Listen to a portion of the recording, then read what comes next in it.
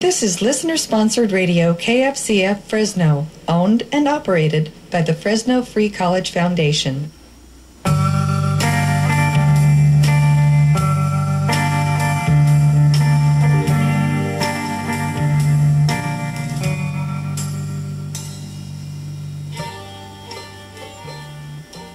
For those words we speak, from that deep valley of mouth, somos Pacatelas.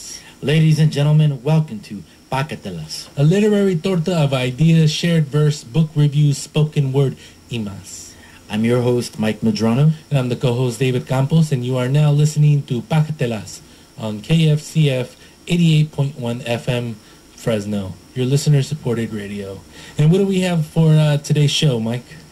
For today's show, we have a very special archived episode of Juan Felipe Herrera and Margarita Luna Robles reading here in Fresno in October of 1994 at the old Barnes & Noble, Blackstone and Shaw. Remember that? Oh, when it was still at Blackstone and Shaw. That is amazing. In 1994. And we already listened to the tape.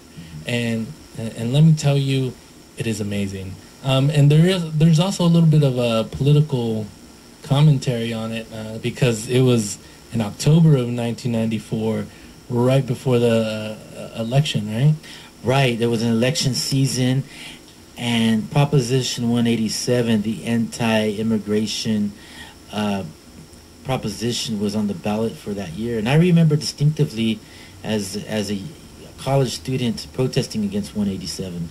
And this is just a reminder to you all that this is part one of two, because it was so good. We found this tape, this needle in a haystack, and we thought we have to share the entire thing. So part one is today, and then part two will air August 26th at 3 p.m.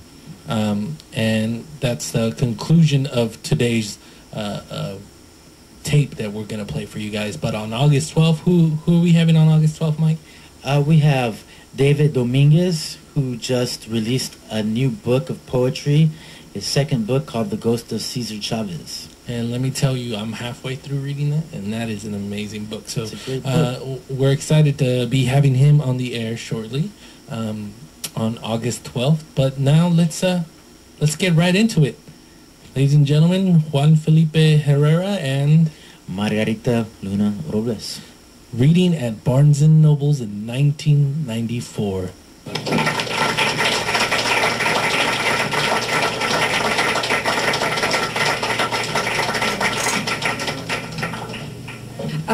Tonight I've decided that what I'm going to do is I'm going to read from the book. But you know, the book, Triptych, Dreams, Lust, and Other Performances, really focuses on a lot of things. A lot of times I think we just tend to focus on the lust part of it, and I like that part of it. I really do, and I like the sensuality of it, but to do that really just limits me as a woman and as a writer. So what I want to do is I've borrowed this book from the bookstore, and I've marked off pages. And what I'd like to do is to pass it around, and all of you, if you can just look at the paintings by Frida Kahlo, and maybe look at the title, look at the painting, and then pass the book on so that maybe you'll get a sense of where my head was at when I was working on the particular poems that I was working on. For me, Frida Kahlo, the Mexican artist, really is someone I really relate to as a woman, as a writer, as an artist.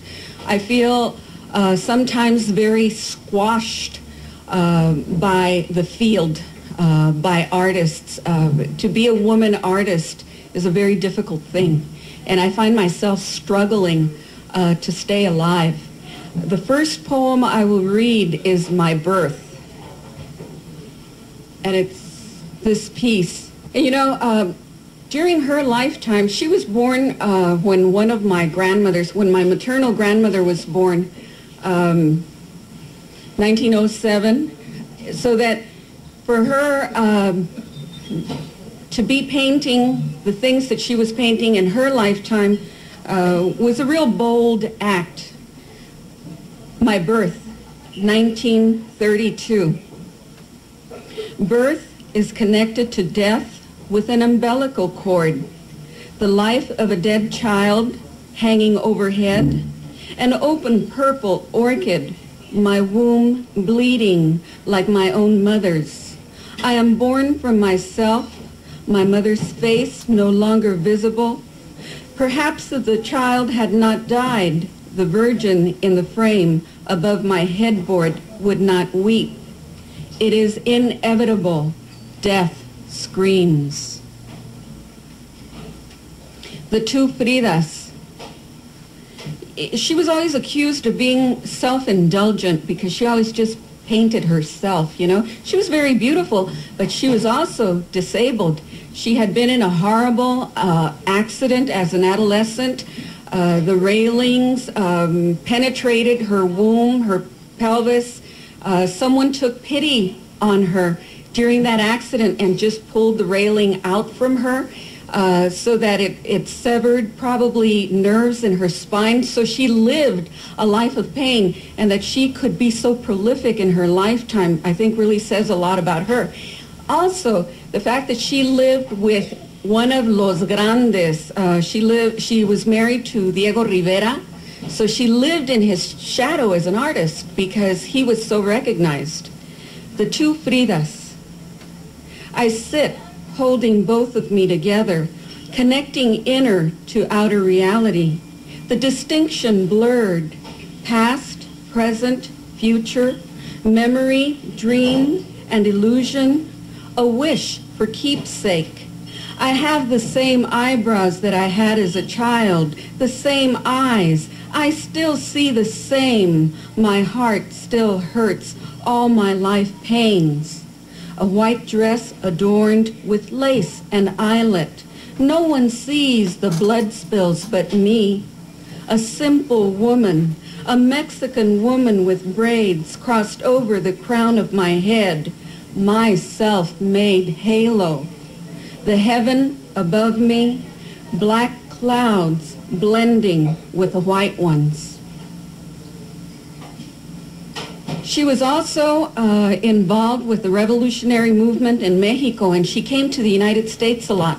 So in my opinion, she experienced what Chicanos and Mexican Americans experience in the United States, you know, duality in terms of culture, what it's like to be a stranger in another dominant culture.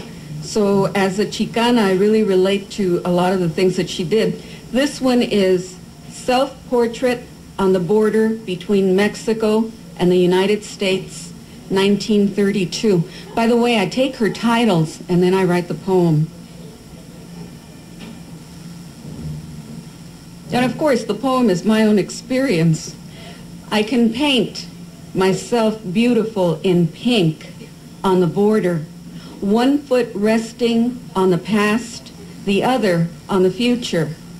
Mexican sun spills fire through an angry mouth in a white cloud. The steps of the pyramids wait, a pile of stones formed with wisdom, a forgotten clay Indian god. Desert flowers bloom, the dead skull of the past now brittle, the dark cloud embracing a tilted crescent moon.